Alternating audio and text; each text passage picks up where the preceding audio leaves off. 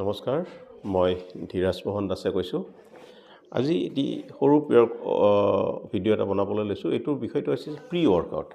আজিকালি আমি জিমবোৰত দেখা পাওঁ ল'ৰাবোৰে খুব প্ৰি ৱৰ্কআউট লোৱা দেখা পোৱা যায়।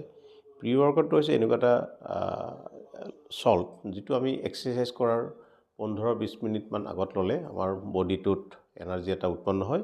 সেই এনাৰ্জিটোৱে আমাক এক্সাৰচাইজ কৰাত সহায় কৰে, মেণ্টেল ফ'কাছ আনাত সহায় কৰে।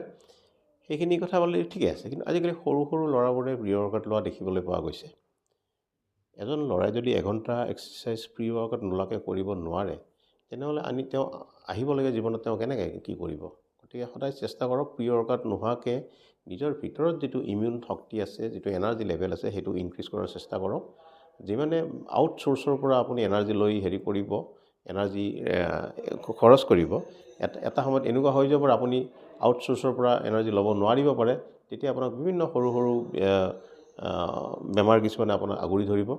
গতিকে মই এইখিনিয়ে বিচাৰিছোঁ, প্ৰি ৱৰ্কআউট লোৱাৰ ক্ষেত্ৰত খুব সাৱধানে ল'ব। দ্বিতীয় কথা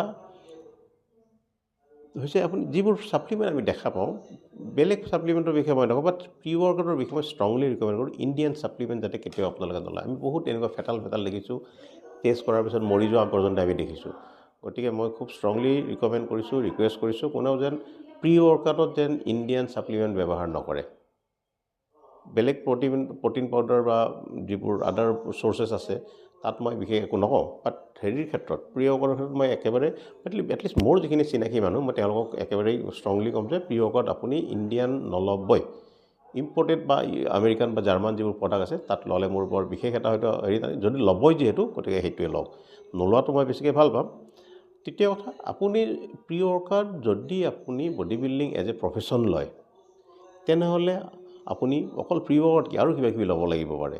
কিন্তু বডি বিল্ডিংটো যদি আপুনি জাষ্ট ফিটনেছ হিচাপে কৰিছে, জিমত ফিটনেছৰ কাৰণে আহিছে, তেনেহ'লে আপুনি প্ৰি ৱৰ্কআউট লোৱা বন্ধ কৰক।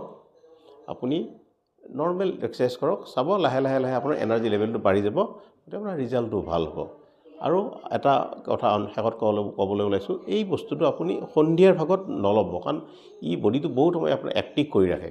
কাৰণ আপোনাৰ টোপনি শ্লিপিং ডিছঅৰ্ডাৰ কিছুমান হ'ব পাৰে।